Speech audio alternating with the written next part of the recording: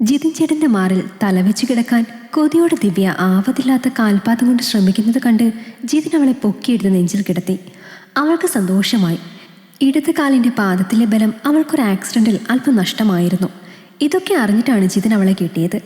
അപകടത്തിന് മുൻപ് ഒരുപാട് ചെറുക്കന്മാർ പെണ്ണു കണ്ടു പോയതാണ് ദിവ്യയെ. അന്ന് വന്ന പയ്യന്മാരെ ഒന്നും അവളുടെ മാതാപിതാക്കൾക്ക് ബോധിച്ചില്ല. ജിതിൻ ചേട്ടന്റെ ഭാര്യയാകാനായിരുന്നു കാലമൊരുക്കിയ ചില കുസൃതികൾ. അങ്ങനെ കിടന്നുകൊണ്ട് അവളുടെ ചിന്തകൾ അതിലേക്ക് പറന്നു നടക്കാൻ തുടങ്ങി. ദേ ദാമു, പെണ്ണ് കാണാനാണെന്ന് പറഞ്ഞ് നീ അതുപോലുള്ള കണ്ട അലവലാദികളെയും കൊണ്ട് എൻ്റെ വീടിൻ്റെ ഈ പടി കയറി പോകരുത്. ഞങ്ങളുടെ പെണ്ണിനെ ഞങ്ങൾ സർക്കാർ ഉദ്യോഗസ്ഥരെ കൊണ്ടേ കെട്ടിക്കുന്നുള്ളൂ. അതുപോലുള്ള വല്ല ചെറുപ്പക്കാരും ഉണ്ടെങ്കിൽ പറ, നമുക്ക് ആലോചിക്കാം. പ്രഭാകരേട്ടാ, സർക്കാർ ഓഫീസിലല്ലെങ്കിലും ആ ചെറുക്കിന് നല്ല ശമ്പളമുള്ളൊരു പ്രൈവറ്റ് കമ്പനിയിലാണ് ജോലി. എന്ത് കമ്പനിയാണോ? പെൻഷൻ കിട്ടുമോ? അവൻ്റെ കാലശേഷം അവൻ്റെ ഭാര്യയ്ക്ക് പെൻഷൻ കിട്ടുമോ? പ്രൊവിഡന്റ് ഫണ്ടും ഗ്രാറ്റുവിറ്റിയും അലവൻസും ബത്തയുണ്ടോ?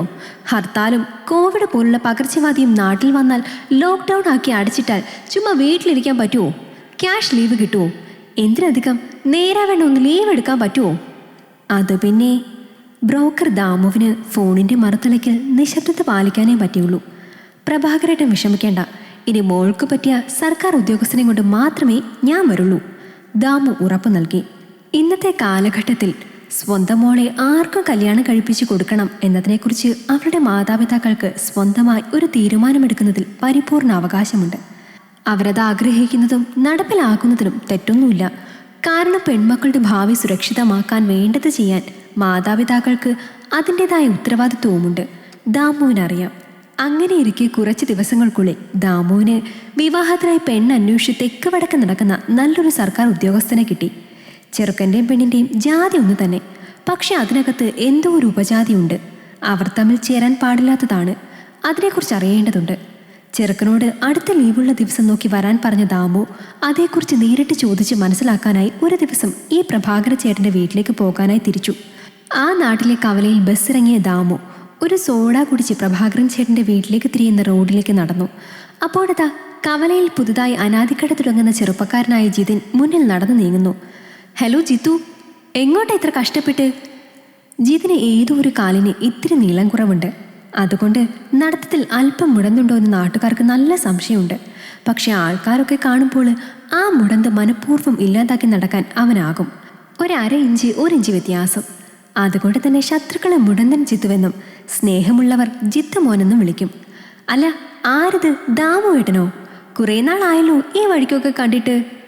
എന്തോന്ന് പറയാനാ ജിത്തു മോനെ, ഇപ്പോൾ കല്യാണമൊക്കെ വളരെ കുറവാണ്. ചിലർ പ്രേമവും ഒളിച്ചോട്ടവുമായി നടക്കുന്നു.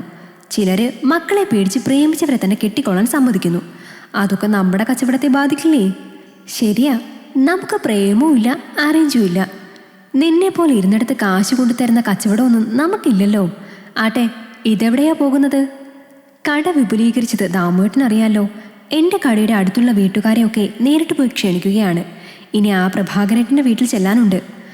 അത് നല്ല കാര്യമാണ്. നീയാളെ കൊള്ളാലോ ജിതിൻ. നിന്റെ വിനയവും ബഹുമാനവുമാണ് നിന്റെ പ്ലസ് പോയിന്റ്. നാട്ടുകാരൊക്കെ ഒന്ന് ഇംപ്രസ് ആയാൽ കച്ചവടം പൊടി പൊടിക്കാം. അതേനേ. ഇതേ സമയം പ്രഭാകരനും ഭാര്യയും കുശലം പറഞ്ഞുകൊണ്ട് വീടിൻ്റെ പൂമുഖത്ത് ഇരിക്കുകയായിരുന്നു.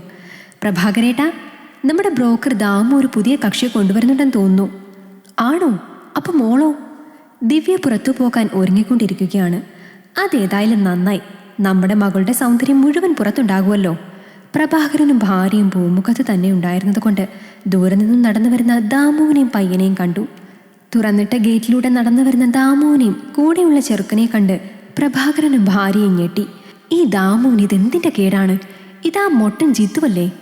പ്രഭാകരൻ സംശയത്തോടെ ഭാര്യയോട് ചോദിച്ചു. അവനിപ്പോ വലിയ കാശുകാരനായത്രേ. കവലയിൽ സൂപ്പർ മാർക്കറ്റ് തുടങ്ങി. പ്രഭാകരന്റെ ഭാര്യ അവരറിഞ്ഞ സത്യം പറഞ്ഞു. ആർക്ക് വേണം തോട്ടത്തിൽ ദാസിന്റെ മകന്റെ ഈ ബന്ധം? അവന് വല്ല വിദ്യാഭ്യാസം ഉണ്ടോ? ഈ കവലയിലെ കട മുഴുവനും അവൻ്റേതായാലും ആർക്ക് വേണം അവനെ? ഭാര്യയുടെ വാക്കുകേട്ട് പ്രഭാകരൻ പുച്ഛിച്ചു പറഞ്ഞു. അതെ അതെ, കഷ്ടം.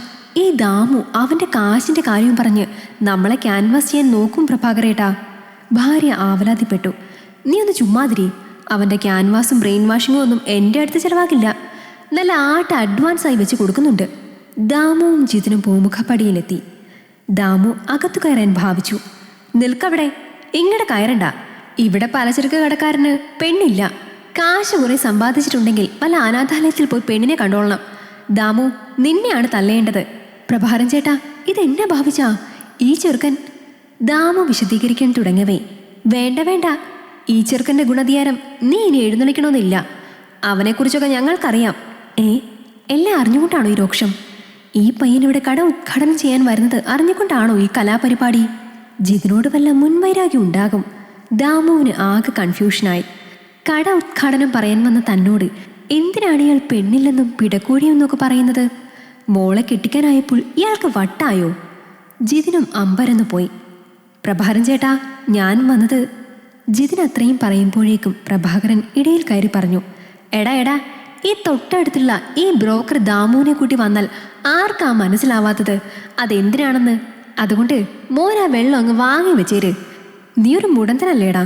നിനക്ക് എങ്ങനെ ധൈര്യം വന്നു കൈയും കാലും ഒക്കെ നേരെയുള്ളൊരു ബാങ്ക് ഉദ്യോഗസ്ഥയെ പെണ്ണാലോചിക്കാൻ? നിനക്ക് പെണ്ണിനെ വേണമെങ്കിൽ തരത്തിലുള്ള അവളുമാരെ ആലോചിക്കണം. അല്ലാതെ വെറും 10ാം ക്ലാസ് തോറ്റ നീ അപ്പൻ്റെ പഴയ കടയിലിരുന്ന് കുറച്ച് കാശുണ്ടാക്കിയിട്ട് ഇപ്പോൾ 5-10 ഷട്ടറുള്ള ഒരു കട തുടങ്ങിയെന്ന് വെച്ച് വിദ്യാഭ്യാസവും വിവരമുള്ള പെണ്ണിനെ കിട്ടുമോ? നിന്നെ പറഞ്ഞിട്ട് കാര്യമില്ല. ഇക്കാര്യത്തിൽ നിന്നെ കൊണ്ടുവന്ന് ഇവനെയാണ് പറയേണ്ടത് എന്നും പറഞ്ഞ് അയാൾ ദാമുവിന് നേരെയായി. പിന്നെ അധിക്ഷേപവും തെറിയും. ജിതിന്റെ കാര്യം ഏതാണ്ടൊക്കെ പിടികിട്ടി. താൻ ഈ ദാമുവിൻ്റെ കൂടെ വന്നതുകൊണ്ട് പുള്ളി തെറ്റിദ്ധരിച്ചിരിക്കുകയാണ്. അയാളുടെ മോളെ പെണ്ണു കാണാൻ ചെന്നതാണെന്നാണ് ധരിച്ചു വെച്ചിരിക്കുന്നത്. ഉറഞ്ഞു തുള്ളുന്ന അയാളെ നോക്കി ജിതിൻ ഉള്ളാലെ ചിരിച്ചു. അയാളുടെ ഭാര്യയുടെ മുഖവും കടന്തൽ കുത്തിയ പോലെയുണ്ട്. പുറത്ത് ബഹളം കേട്ട് അപ്പോഴേക്കും മകൾ ദിവ്യ അവിടെ കടന്നു വന്നു. എന്താ അച്ഛാ, എന്താ അമ്മ പ്രശ്നം? അവൾ രണ്ടുപേരോടും ഉറക്കെ ചോദിച്ചു. മോളെ, പട്ടണത്തിലൊരു ഗവൺമെൻറ് ഉദ്യോഗസ്ഥന് പെണ്ണ് വേണം. അവൻ മോൾക്ക് ചേർന്ന പയ്യനാണ്. അതേക്കുറിച്ച് പറയാനാ ഞാൻ വന്നത്. വരാൻ നേരത്തെ ഈ ജിത്തു പ്രഭാകരൻ ചേട്ടനെ കട ഉദ്ഘാടനം ചെയ്യുന്ന കാര്യം നേരിട്ട് വന്ന് പറയാൻ ഇങ്ങോട്ട് വരികയായിരുന്നു. എൻ്റെ കൂടെ ഇവനെ കണ്ടപ്പോൾ നിന്റെ അപ്പം കരുതി ജിത്തുവാണ് ചെറുക്കനെന്ന്. അതുകൊണ്ട് അവനെ അവഹേളിച്ച് സംസാരിച്ച് ബഹളം വയ്ക്കുകയായിരുന്നു. ദാമു പറയുന്നത് കേട്ട പ്രഭാകരൻ എളിഭ്യനായി. ഭാര്യയും നാണം കെട്ടു. സോറി ജിത്തുമോനെ, നീ നിന്റെ കട ഉദ്ഘാടനം പറയാൻ വന്നതാണോ? പ്രഭാകരൻ നാണം കെട്ടി ചോദിച്ചു. അല്ലാണ്ട് പിന്നെ. അതും പറഞ്ഞ് ജിതിൻ അവൻ്റെ കയ്യിൽ പൊതിയിൽ നിന്നും ഒരു ഇൻവിറ്റേഷൻ ലെറ്റർ എടുത്ത് പ്രഭാകരന് കൊടുത്തു. ഉദ്ഘാടനത്തിന് വരണം, കടയിൽ നിന്നും സാധനങ്ങൾ വാങ്ങുകയും വേണം, അവൻ വളരെ എളിമയോടെ പറഞ്ഞു. അതുകൂടി ആയപ്പോൾ പ്രഭാകരന് വല്ലാത്ത കുറ്റബോധമുണ്ടായി. എന്നെ ദാമുവിൻ്റെ കൂടെ കണ്ടപ്പോൾ പ്രഭാകരന് കൺഫ്യൂഷൻ. അതിന് ഞാൻ ക്ഷമ ചോദിക്കുന്നു. ഞാനിപ്പോൾ പെണ്ണു കെട്ടാൻ തീരുമാനിച്ചിട്ടില്ല. അഥവാ കിട്ടുന്നുണ്ടെങ്കിൽ എൻ്റെ ഈ കാലിൻ്റെ ചെറിയ പോരായ്മ അറിയുന്ന, അത് ഉൾക്കൊള്ളുന്ന ആരെയെങ്കിലുമേ കേട്ടു. ദിവ്യ ഇതുവരെ ആ സ്ഥാനത്ത് ഞാൻ ചിന്തിച്ചിട്ട് പോലുമില്ല. എന്നാ ഞാൻ ഇറങ്ങട്ടെ? അകത്ത് കയറി ഇരിക്കുന്നില്ലേ? പ്രഭാകരൻ അല്പസങ്കോചത്തോടെ ചോദിച്ചു. ഇനിയിപ്പോൾ വേണ്ട, പിന്നീടാവട്ടെ. കുറച്ചു പേരോടുകൂടി കട ഉദ്ഘാടനം പറയാനുണ്ട്. അതും പറഞ്ഞ് ജിതിൻ അന്തസ്സായി നടന്നുപോയി. ഒരു മുടന്തും പുറത്ത് കണ്ടില്ല. ദാമുവിൻ്റെ കയ്യിൽ ഗവൺമെൻറ് ഉദ്യോഗസ്ഥനുണ്ടെന്ന് കേട്ടതോടെ പ്രഭാകരൻ പിന്നെ ദാമുവിനോട് വലിയ ബഹുമാനവും ആദരവും പ്രകടിപ്പിച്ച് സ്വീകരിച്ചിരുത്തി. ആട്ടെ, ദാമു പറ, ആരാ പുതിയ കക്ഷി? അത് ദാമു വിവരിച്ചു തുടങ്ങി. ദാമു കൊണ്ടുവന്ന ആ ബന്ധം ഏതാണ്ട് ഉറപ്പിക്കാൻ തീരുമാനിച്ചു. ഇരുവർക്കും പരസ്പരം ഇഷ്ടമായി. ഇരു വീട്ടുകാർക്കും ഇഷ്ടമായി. അവരുടെ ഇരു കുടുംബക്കാർക്കും ഇഷ്ടമായി. വിവാഹം നിശ്ചയിച്ചു. ഒരു ദിവസം ദിവ്യ ബാങ്കിൽ നിന്നും ജോലി കഴിഞ്ഞ് തൻ്റെ സ്കൂട്ടിയിൽ വരവേ ഒരു ബൈക്കുമായി കൂട്ടിയിടിച്ച് ആക്സിഡൻ്റായി. തെറിച്ചു വീണ അവളുടെ പാദത്തിൽ കൂടി ബസ് കയറി ഇറങ്ങി. മിശ്രഭംഗം വന്ന പാദത്തിൻ്റെ അസ്ഥികൾ കൂട്ടി യോജിപ്പിച്ച് അതൊരു പാദരൂപമാക്കുന്നതിന് ഡോക്ടർമാർ ഒരുപാട് പരിശ്രമിച്ചു. കുറേ നാൾ ഹോസ്പിറ്റലിൽ കിടക്കേണ്ടി വന്നു. പാദത്തിന് അല്പം വൈകല്യവും നടക്കുമ്പോഴുള്ള ചെറിയൊരു ഇഴച്ചിലും കാരണം വിവാഹം ഉറപ്പിച്ച ചെറുക്കൻ്റെയും വീട്ടുകാരുടെ മനസ്സ് മാറി. മുടന്തിയെ അവർക്ക് വേണ്ട. നിശ്ചയിച്ചുറപ്പിച്ച വിവാഹം മുടങ്ങി. പാദത്തിന് ചില പോരായ്മകൾ ഉണ്ടെങ്കിലും ദിവ്യ തൻ്റെ സ്കൂട്ടിയിൽ വീണ്ടും ജോലിക്ക് പോയി തുടങ്ങി. അതിനുശേഷം അവിടെ ആരും പെണ്ണന്വേഷിച്ച് വന്നില്ല. 1-2 വർഷങ്ങൾ കടന്നുപോയി. ദിവ്യയ്ക്ക് വയസ്സ് കൂടിക്കൂടി വന്നു. വിവാഹപ്രായമൊക്കെ അതിക്രമിച്ചു. കാര്യങ്ങളൊക്കെ ജിതിൻ അറിയുന്നുണ്ടായിരുന്നു. പ്രഭാകരൻ അന്ന് പറഞ്ഞ വാക്ക് ജിതിൻ ഓർത്തു. നിനക്ക് പറ്റിയ പെണ്ണിനെ അന്വേഷിച്ചാൽ പോരെ? എന്തോരം പെൺകുട്ടികൾ കാലും കൈയും ആവാത്തതായി ഈ നാട്ടിലുണ്ട്. ഒരു ദിവസം ജിതിൻ തൻ്റെ അച്ഛൻ ദാസിനെയും കൂട്ടി പ്രഭാകരൻ്റെ വീട്ടിലെത്തി. എൻ്റെ ഒരേ ഒരു മോന് നിന്റെ പെണ്ണിനെ കൊടുക്കുന്ന പ്രഭാകര നീ. അവൻ കെട്ടിക്കൊണ്ടുപോയി നന്നായി നോക്കിക്കൊള്ളും. കെട്ടുപ്രായം കഴിഞ്ഞിട്ടും കുറേ നാളുകളായി മകൾ വീട്ടിലിരിക്കുന്നത് കണ്ട് ആ മാതാപിതാക്കൾ തീർത്തും നിരാശരും ചിന്താവിവശരുമായിരുന്നു. അപ്പോൾ മകളെ കണ്ടും മാമ്പൂ കണ്ടും കൊതിക്കരുതെന്ന് പണ്ടുള്ളവർ പറഞ്ഞത് എത്ര നേരാ. ഇവളെ കണ്ട് ഞങ്ങൾ അല്പം അഹങ്കരിച്ചു പോയി. മോനെന്നോട് ക്ഷമിക്കണം. അന്ന് ഞാൻ പറഞ്ഞ വാക്കുകൾ ദൈവം ഏറ്റെടുത്തു തോന്നുന്നു. വൈകല്യങ്ങൾ മോനെ കിട്ടാൻ വേണ്ടി ദൈവം എൻ്റെ മോളെ താഴ്ത്തിയെങ്കിലും സ്വഭാവത്തിലും ആൾക്കാരോടുള്ള പെരുമാറ്റത്തിലും മോനോടൊത്തുയരാൻ ദൈവം ഞങ്ങൾക്ക് അവസരമുണ്ടാക്കിയതായിട്ടാണ് തോന്നുന്നത്. ഈ വിവാഹത്തിന് ഞങ്ങൾക്ക് എല്ലാവർക്കും ഒരുപോലെ സമ്മതമാണ്. അതൊന്നും സാരമില്ല.